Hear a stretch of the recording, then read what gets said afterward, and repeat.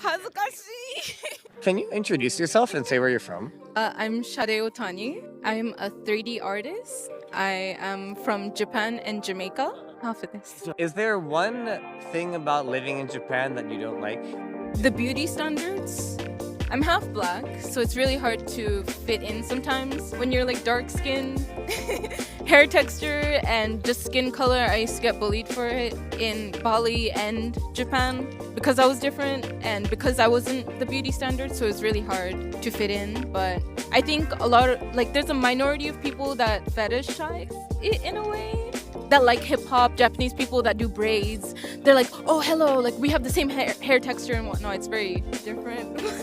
髪の毛のクリクリ可愛くないとかボサボサとかなんかあんまり綺麗じゃないみたいな感じと思われるからそれがちょっときつくて。好きな日本語の言葉ありますか？好きな言葉 That's so hard. You should have told me this before. めんどくさい。めんどくさいが好き。これからも日本に住みたいですか？